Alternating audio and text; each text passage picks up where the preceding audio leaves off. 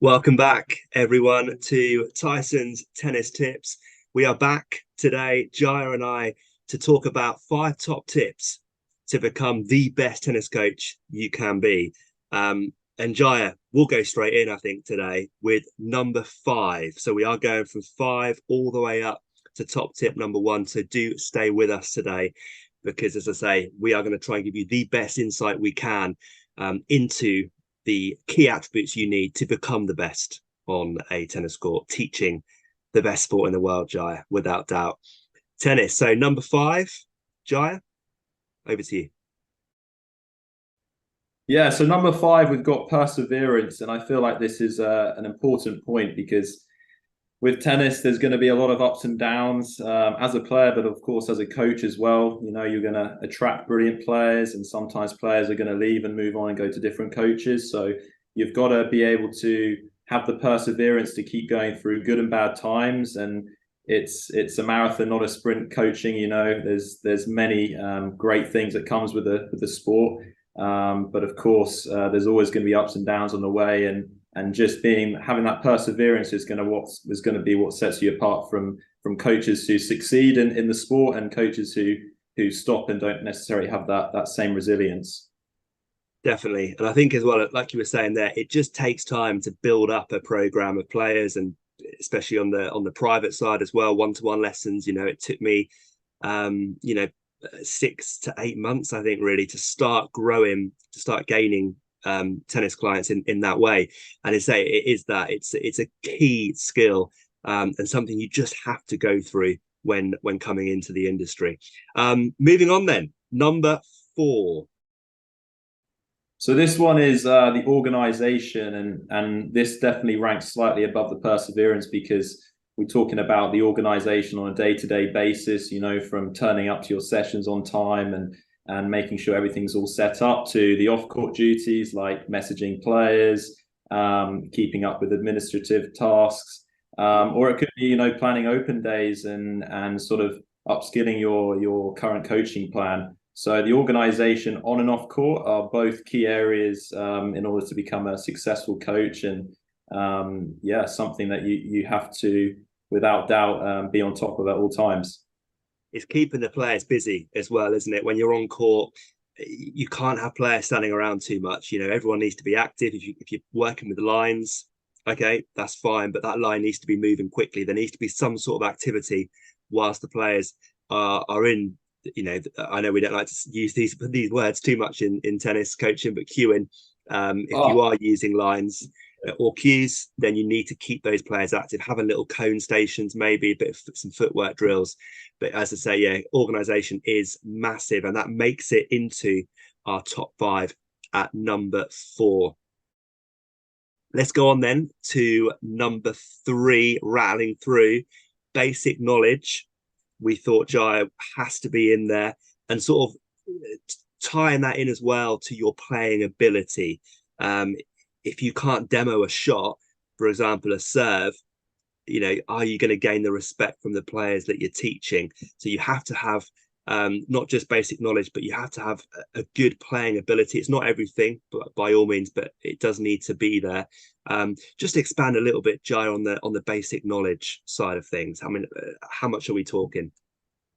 yeah, I mean, I think many people on watching this video will be slightly surprised that we haven't put this at number 1, but I think you can have the most knowledge in the world, but if you can't deliver that knowledge in a way that helps the player to improve, then it's a waste. So in terms of the knowledge that you need to have the basic fundamental knowledge on the techniques and how to play the game, the basic tactics, Yeah, winning points. You know, you need to be able to explain these sort of simple things, especially if you're a level 1, level 2, level 3 coach. Then you definitely need to, you know, at least be able to explain these things. But in terms of the playing ability, I agree with you, Sam. You need to have the level where you can, you know, clearly demonstrate those shots that we're talking about.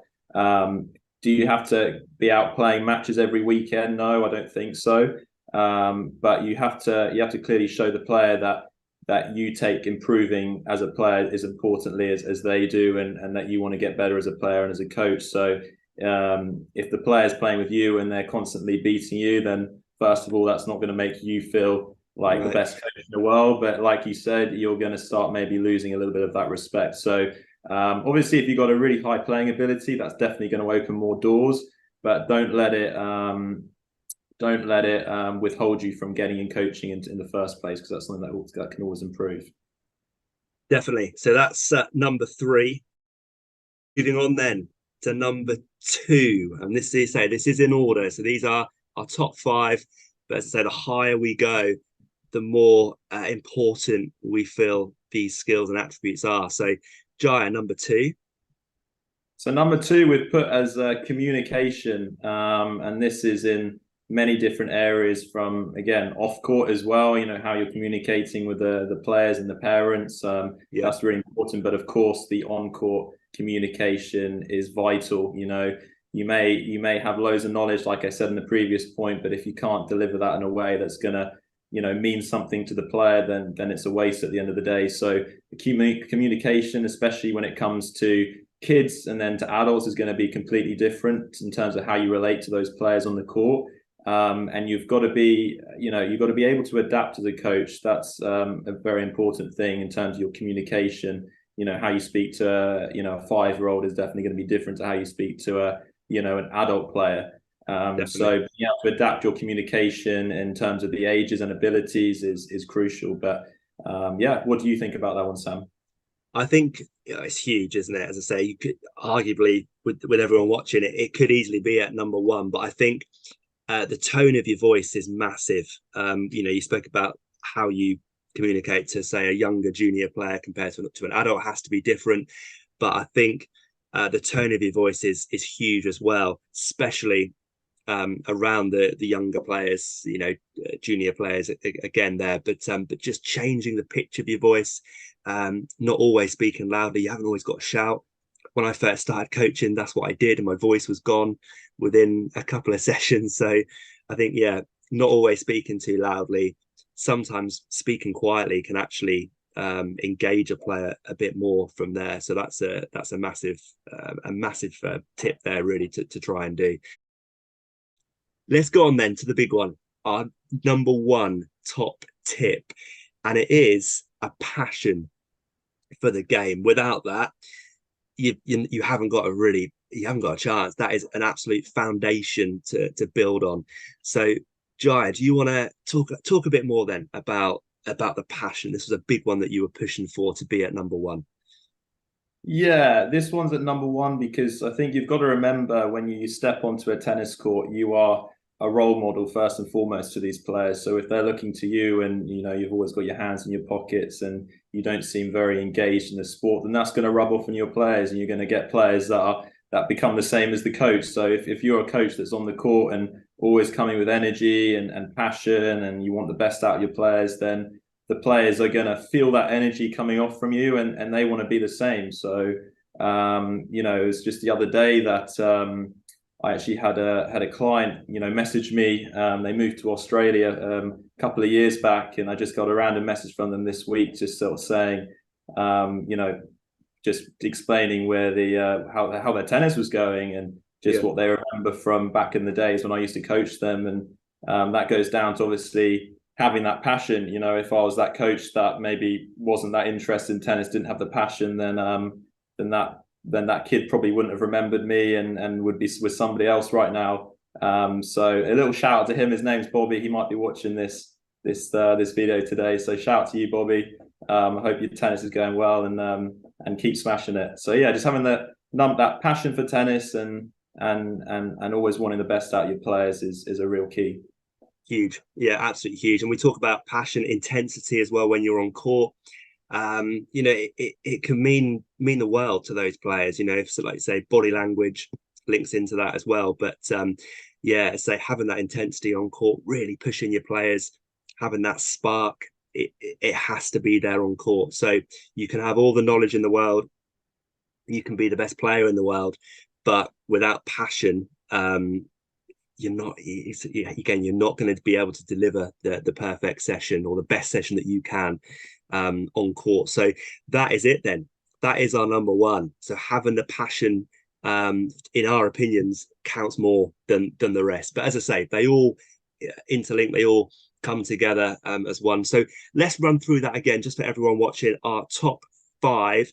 So at number 5, we have perseverance, linking into your patience, okay, making sure that you're giving yourself time. Everything in life that works out, it does take time in most cases. Number 4, Jaya?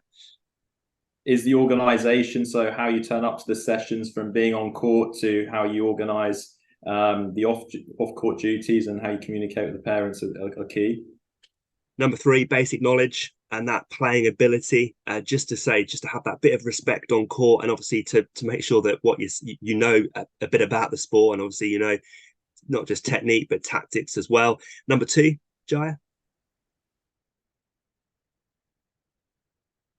Is the communication, which is obviously very important. It's not about how much you know, but how you deliver it and in what way you deliver it. So yeah, number 2.